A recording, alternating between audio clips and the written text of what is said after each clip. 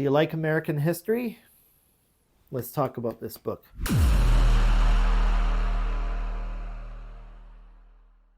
All right, everybody. So today we're talking about H.W. Brand's new book, Founding Partisans.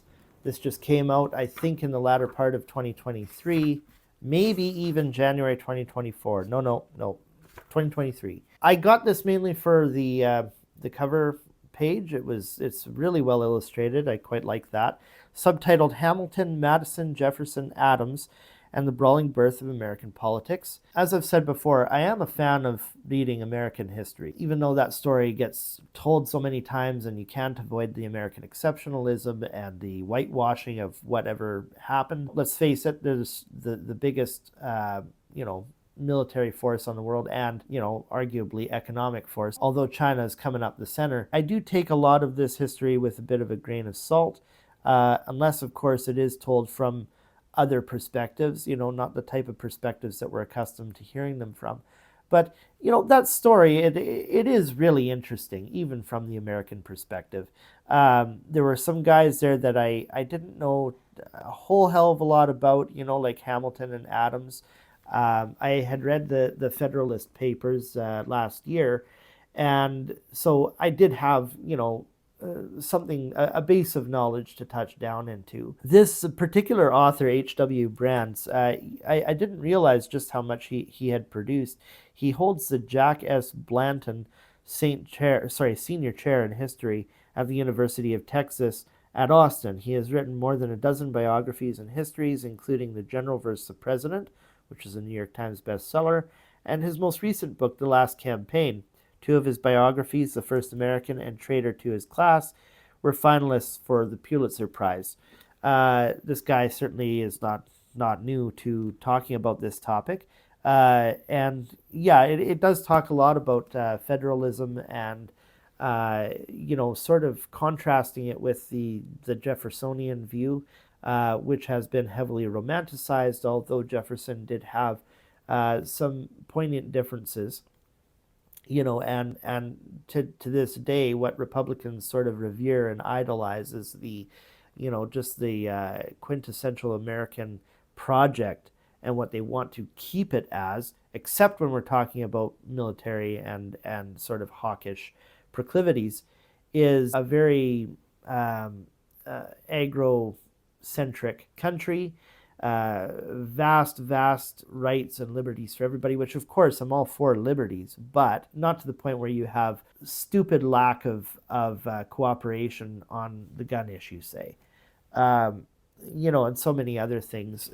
And to also think too, I think he even mentions this a little bit. I was reading a book not long ago, Fever of 1721, and it shows how America at its birth really did come out of an advance in science, medical science in particular, and it was very pro-vaccine.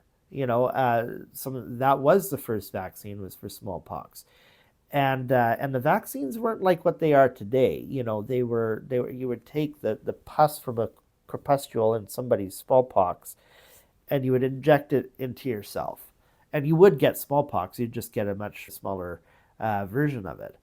But it worked, and it became under George Washington mandatory if you were going to be in the army. So how do you reconcile that with today's Republicans? I'm asking seriously. When you talk about the sweeping freedoms that you want to advance under the GOP banner, how do you reconcile that with the Federalist Papers that many conservatives, I'm thinking of people like Antonin Scalia, the late Antonin Scalia, he says, you've got to read the Federalist Papers if you're going to understand the Constitution and you're going to understand what America had been envisioned as. Well, I'm sorry, modern republicanism, modern conservatism has almost nothing in common with it except for those Jeffersonian tropes that get bandied about with almost cultish fervor. Anyway, this is all sort of, it is related to the book. He does talk about all of those sort of ideas. It's a little bit tabloidy, which is nothing wrong with that. It talks about sort of these personalities and the way they interacted with one another, their differences amongst themselves. Adams, I didn't realize was really anti democracy overall. Kind of a despot at heart. I did know a bit about Adams, but as I say, Hamilton and Adams, they're kind of my blind spot in that era. And Hamilton too. I didn't realize some of the personal details in his life that were really, really quite fascinating. This is what's so valuable about this. We revere these people, and rightfully so, especially Hamilton. He had a lot of things, and Jefferson, they had a lot of things going for them, like I'm not against any of these guys for what they were good for. Like there's a lot of good stuff to say about them, but it's important that the other side of the story gets told, and I want to know the good, bad, and the ugly about these people. As for related works, as I say, maybe I've just read too much of this material recently, so I don't get as excited as I used to. I'm more into world history lately, but it did remind me a fair amount of this book here, Hero of Two Worlds by Mike Duncan. And it reminded me of When the United States Spoke French by Francois Furstenberg. Furstenberg, I hope I'm saying that right. All three of these books could go together so well. What I like about it is, about this H.W. Brands, is it doesn't take a side against France in particular. There's sort of been this weird hostility at times with France. I'm talking at the beginning of the American Spring, towards the latter part of the 18th century. There was, definitely undercurrent of hostility there, and they were even at war with one another briefly. But there was a lot of French cooperation too, and that's where the Marquis de Lafayette in Hero of Two Worlds figures prominently, as you see ideologically how what was going on in France shortly after the American Revolution, how they were trying to model a similar thing, with the fall of the Ancien Regime. And of course, it didn't see the success that the United States saw under Napoleon. You basically got, another very strong monarch come in and aristocratic substratum.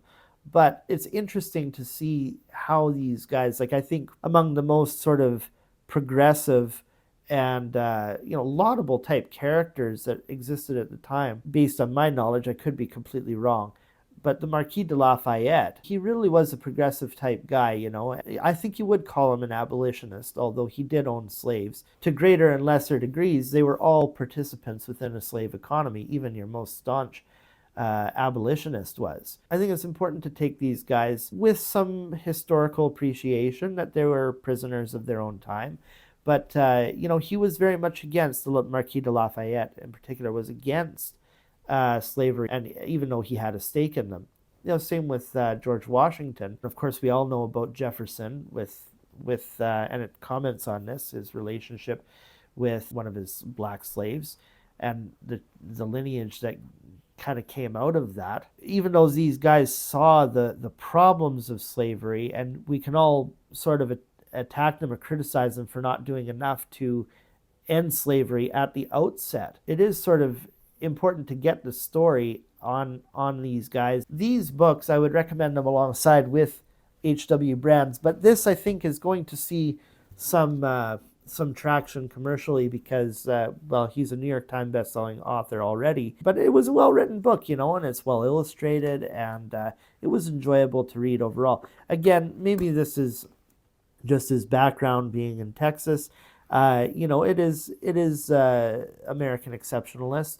That's to be expected. I don't think that you would sell this, commercially unless you sort of towed that line. And he could have told the black story a little more, because it's not just some footnote in American history. It is American history.